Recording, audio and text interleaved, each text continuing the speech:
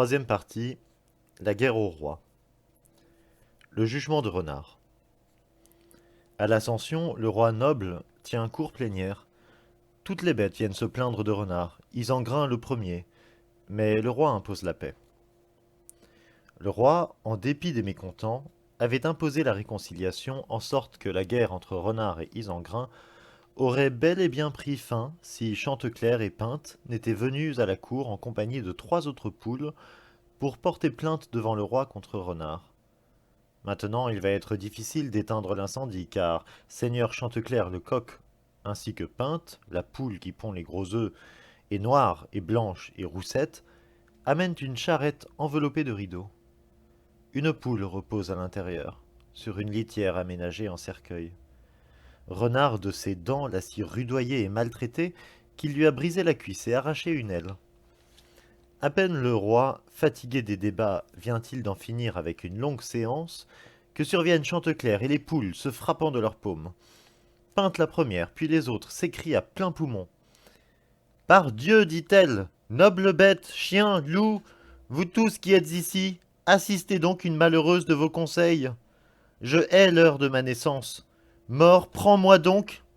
Hâte-toi, puisque Renard m'ôte la vie. J'avais 5 frères, tous fils de mon père. Ce voleur de renard les mangea tous. Quelle perte immense, quelle cruelle douleur.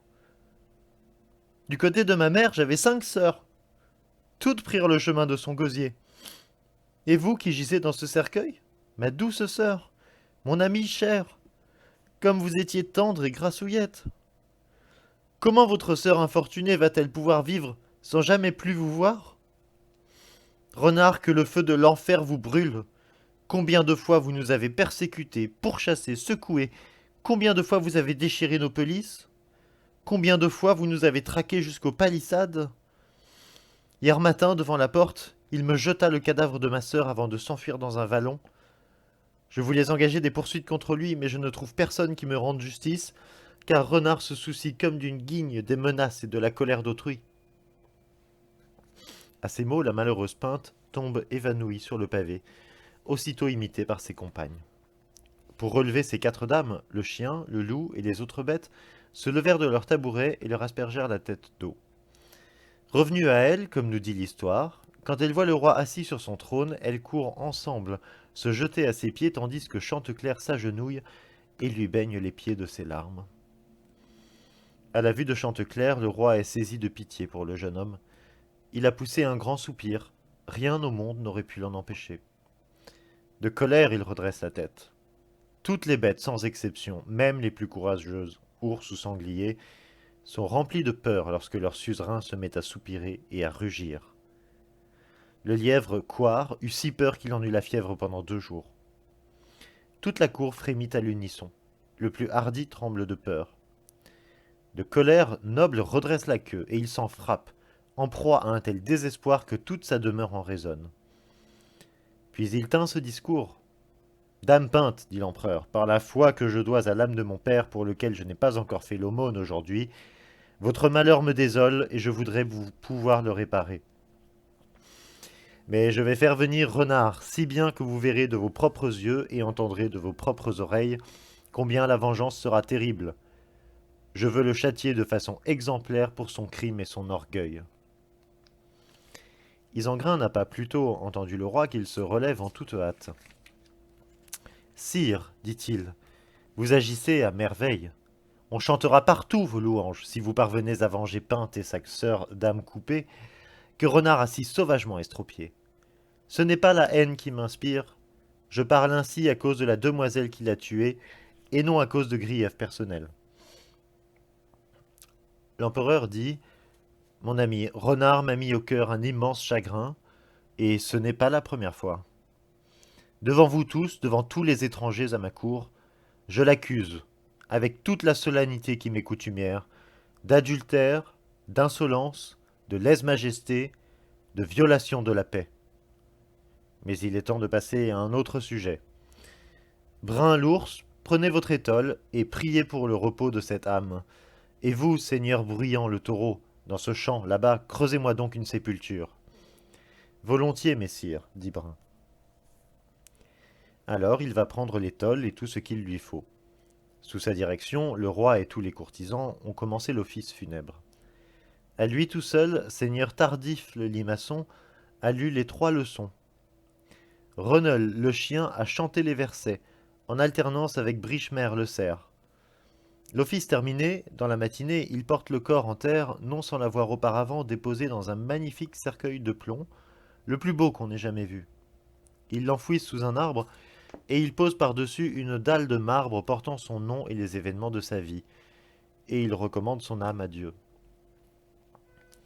Je ne sais si c'est au burin ou au ciseau qu'ils ont gravé cette épitaphe. Sous cet arbre, dans cette plaine, gît Coupé, la sœur de Pinte, renard qui chaque jour devient pire, de ses dents la tortura cruellement. Personne alors ne pourrait voir Pinte pleurer, maudire Renard et le vouer à l'enfer, ni voir Chanteclair tendre les pattes sans en éprouver une immense pitié. Le chagrin devenu moins vif puis complètement apaisé, les barons disent « Majesté, vengez-nous donc de ce voleur qui s'est ri de nous tant de fois et qui a violé tant d'accords. » Très volontiers, dit l'empereur. Brun, mon très cher frère, allez-y pour moi, ne craignez rien de Renard. Dites-lui de ma part que je l'ai attendu pendant 3 jours. Messire, très volontiers, dit Brun. Alors, prenant l'amble, il descend par un champ cultivé sans s'arrêter ni se reposer. Or, pendant qu'il voyage, survient à la cour un événement qui n'arrangera pas les affaires de Renard. En effet, monseigneur Coire, le lièvre, qui, de peur à attraper la fièvre, il en souffre déjà depuis 2 jours, est alors guéri par la grâce de Dieu sur la tombe de Dame Coupée, dont il n'a à aucun moment voulu s'éloigner après l'enterrement, quitte à dormir sur le corps de la martyre. Et quand Isengrin entend dire que c'est une vraie martyre, il se plaint de l'oreille. Sur les conseils de Reneul, il se couche sur la tombe, puis proclame qu'il est guéri. Mais s'il ne s'agissait d'un article de foi que nul ne doit mettre en doute et sans le témoignage de Reneul, la cour croirait bien que c'est un mensonge. Lorsque la nouvelle parvient donc à la cour, elle en réjouit certains, mais elle déplaît à Grimbert, le défenseur et le partisan de Renard, avec Tibère le chat. Maintenant, si Renard ne s'y connaît en ruse, il lui en cuira si on l'attrape, car Brun l'ours est déjà parvenu à Maupertuis, au cœur de la forêt, en suivant continuellement un sentier.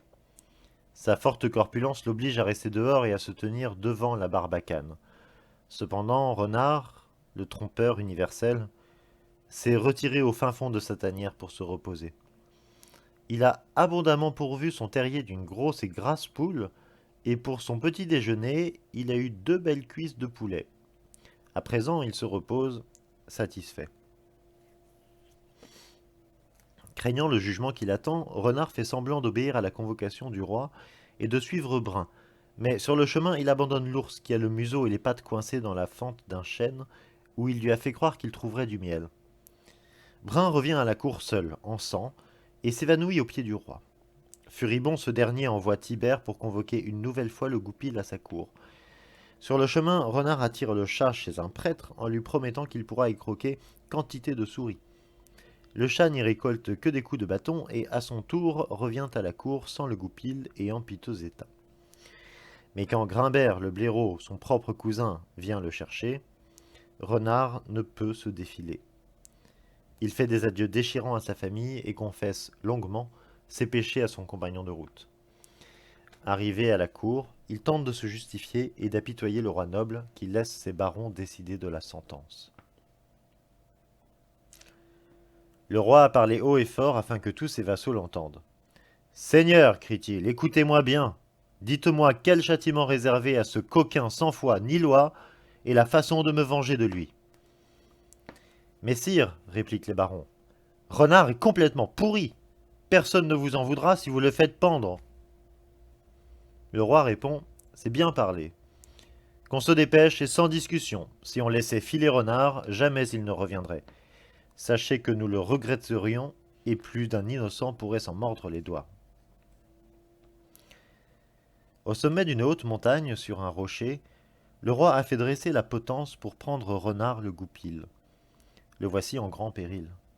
Le singe lui fait la grimace et lui donne une gifle. Renard, jetant les yeux derrière lui, en voit venir plus de 3.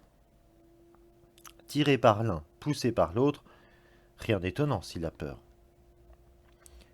Le lièvre couard lui tire dessus, de loin, car il se garde bien de l'approcher. Au moment de l'attaque, Renard bouge la tête. Couard en est si affolé qu'on ne le revoit plus, effrayé par ce miracle. Il se cache alors dans une haie. De là, pense-t-il, il observera quel sort on réserve à Renard.